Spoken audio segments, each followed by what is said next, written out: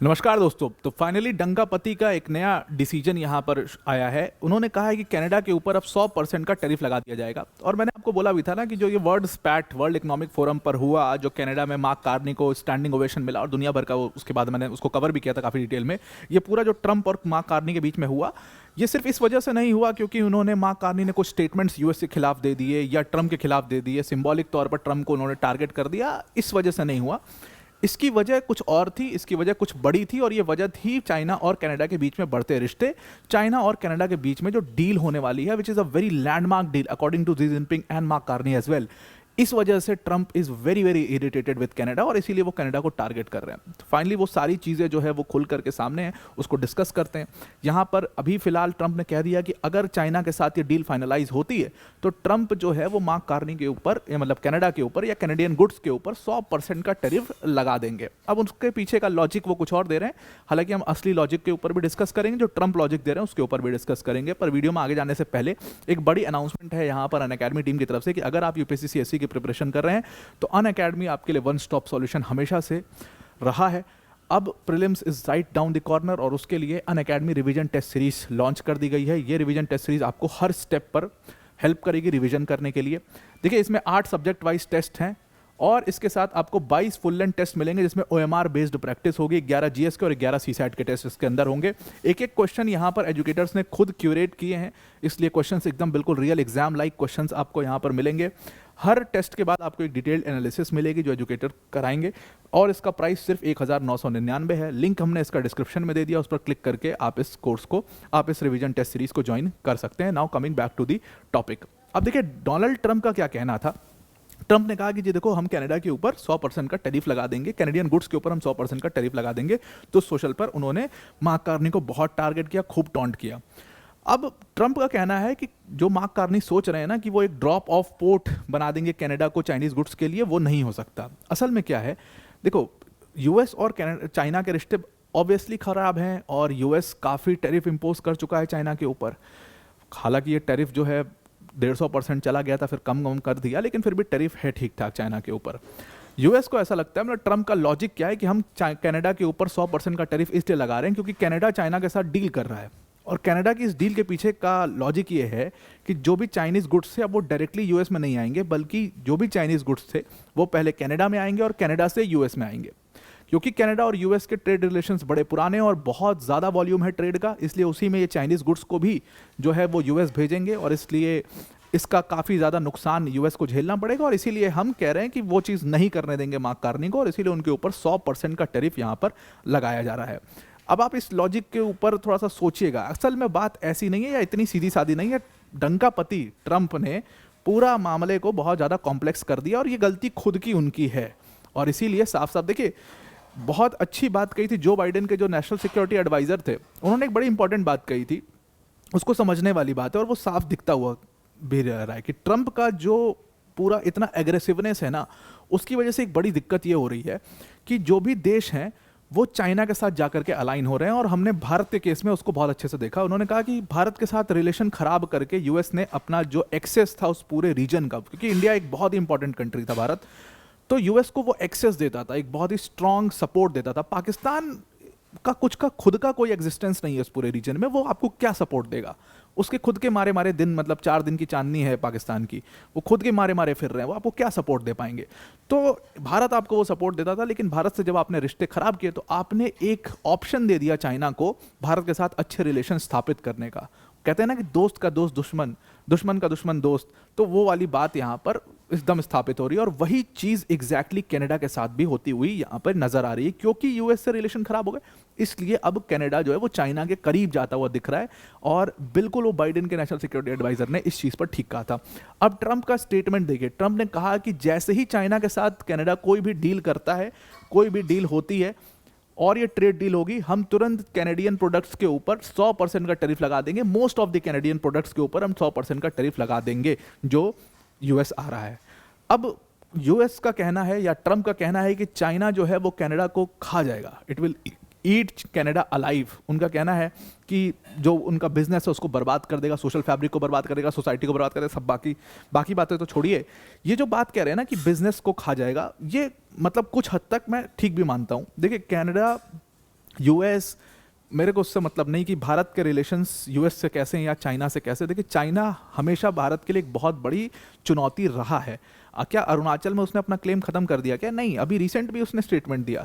तो कितने भी बढ़िया रिलेशन हो जाए वो ठीक की बात है, वो बात की बात है, लेकिन एक बहुत बड़ी चुनौती वो है।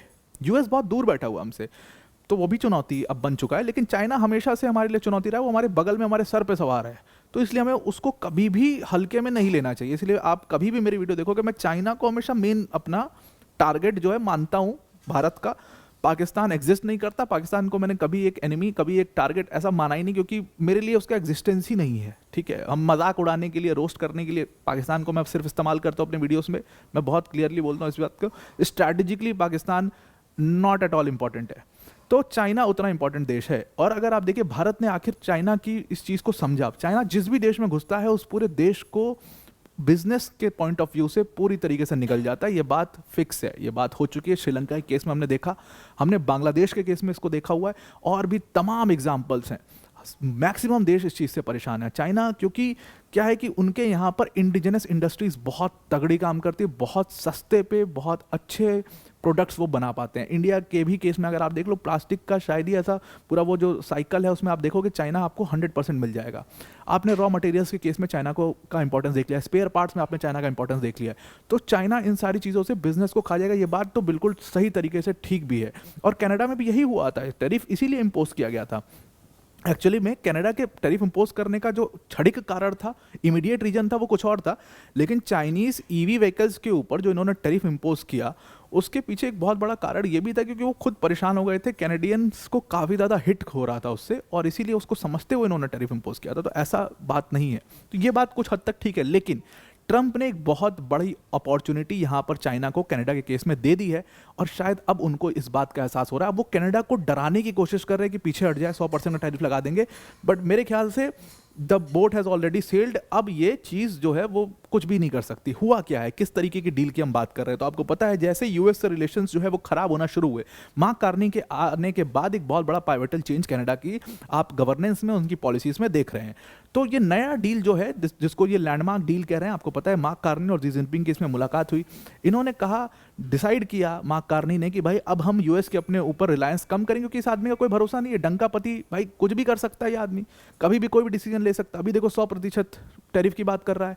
तो इन्होंने कहा भाई इसके ऊपर हम अपनी रिलायंस को कम करेंगे, और चाइना जो कि हमारे लिए एक बड़ा मार्केट हो सकता है, उनके साथ हम एक लैंडमार्क डील करेंगे और हमारी एक स्ट्रैटेजिक पार्टनरशिप वहाँ पर होगी। और इसी के लिए उन्होंने मुलाकात करी, और उन्होंने कहा कि अभी जो हमारे रिलेशंस में खटास है, जो टैरिफ लगे हुए हैं, जो ट्रेड बैरियर्स हैं, उनको हम या तो कम करेंगे या तो ख़त्म करने की कोशिश करेंगे, और फिर हम एक बहुत ही लैंडमार्क डील की तरफ बढ़ेंगे। ये अनाउंसमेंट मार्क कार्नी ने कर दी।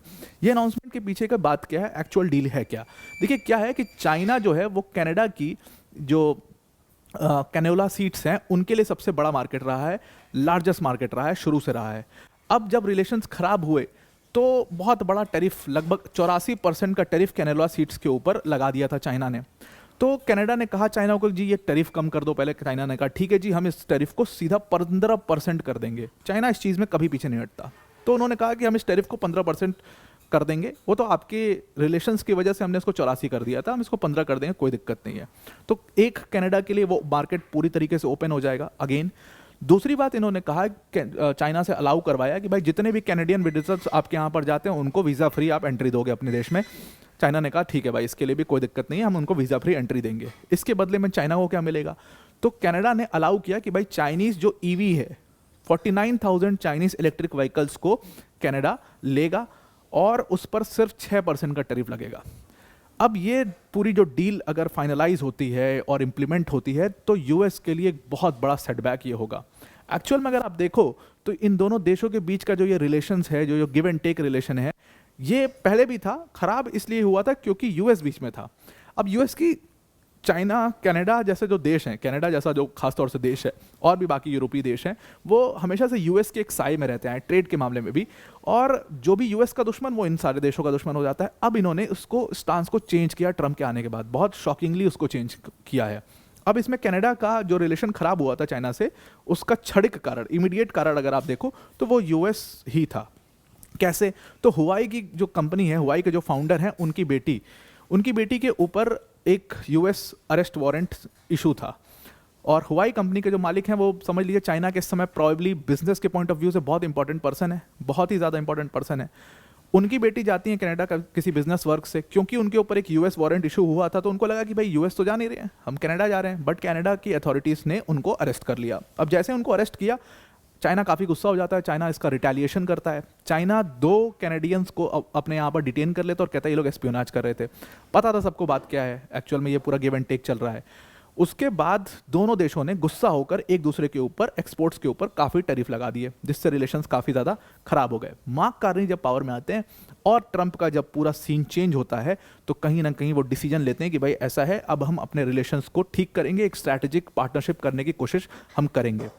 और ये सारी डील, इसकी पूरी अगुवाई सब कुछ हो चुकी थी, इसीलिए यूएस का एक फ्रस्ट्रेशन आप कनाडा की तरफ देखते हो, और इसीलिए वो वर्ल्ड इकोनॉमिक फोरम पर जो सीरियस स्पैट होता है उसमें आपको दिखाई देता है।